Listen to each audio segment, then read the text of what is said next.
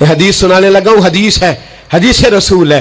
جوان خاص کر کے ذرا میری بات پہ توجہ کرے، اور بزرگ خاص کر توجہ کرے جنہوں نے تربیت کرنی ہے. سنیں، حضور کی بارگاہ میں ایک نوجوان آیا ہے، یہ سنگ میل ہے حدیث، اس کو یاد رکھنا.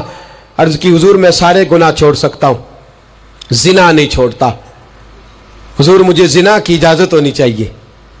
میرے حبیب نے تھپکی دی، بٹھا لیا. میں کہتا ہوں حضور نے گناہگاروں کو معاشرے سے کاٹا نہیں، ان کی تربیت فرمائی ہے، ان کی تربیت فرمائی ہے، ان کو قریب فرمایا. میرے حبیب کریم صلی اللہ علیہ وسلم نے فرمایا ادھر آ بیٹھ جا. بیٹھ گئے. حضور نے فرمایا تو پسند کرتا ہے تیری ماں کے ساتھ کوئی بدکاری کرے؟ حضور نہیں. فرمایا تو پسند کرتا ہے تیری بیٹی کے ساتھ کوئی بدکاری کرے؟ یا رسول اللہ میں آنکھیں نکال دوں گا. حضور نے فرمایا تو پسند کرتا ہے تیری بہن کے ساتھ؟ حضور میں کاٹ ڈالوں گا وہ ہاتھ جو میری بہن کی طرف اٹھیں گے. فرمایا تو پسند کرتا ہے کہ تیری خالہ پھپھی ممانی کی طرف کوئی ایسی حرکت کرے؟ حضور میں کاٹ کے رکھ دوں گا ان لوگوں کو جو بات بھی کریں گے. میرے حبیب نے فرمایا اچھا جس کے ساتھ تو بدکاری کی اجازت مانگ رہا ہے وہ کسی کی ماں نہیں لگتی، وہ کسی کی بہن نہیں لگتی، وہ کسی کی بیٹی نہیں ہوگی؟ یاد رکھے ملا جلال الدین رومی ایک، امام غزالی دو، اعلی حضرت فاضل بریلوی تین.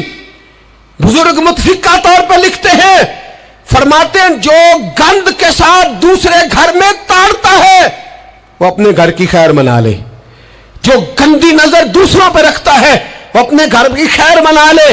اس لیے کہ جو جرم وہ کسی کے کھاتے میں ڈالے گا وہ سزا بن کے اس کے گھر کی طرف لوٹا دیا جائے گا. جو بدکاری وہ کسی کے کھاتے میں ڈالے گا وہ سزا بن کے اللہ اس کے گھر کی طرف لوٹا دے گا. اگر اپنے گھر کو پاک رکھنا چاہتے ہو تو دوسروں کی طرف پاک نظر رکھنی شروع کر دو. اگر چاہتے ہو کہ تیرا گھر بے عجیب معاملہ ہے نا، بیٹے کو تو پسند کی شادی کی اجازت ہے تو بیٹی کو اجازت کیوں نہیں؟ اگر تیرا بیٹا پسند کی شادی کرے گا تو یاد رکھنا پھر جب کسی کی بیٹی یہ لفظ بولتی ہے پھر عزتوں کے جنازے نکلتے ہیں، پھر اوریانی فحاشی کا جو ہے وہ کلک لگتا ہے ماتھے پر. پھر یاد رکھنا چاروں جانب سے رسوائیاں تیرا نصیبہ ہوتی ہے. اگر تو بیٹی کو روکنا چاہتا ہے تو بیٹے کا ہاتھ پکڑ. اگر تو بیٹی کو صاف رکھنا چاہتا ہے تو بیٹے کو شرم و حیا کی چادر اڑا. اگر تو بیٹیوں کے کردار کی حفاظت کرنا چاہتا ہے تو پہلے بیٹے کو پابند شریعت بنا.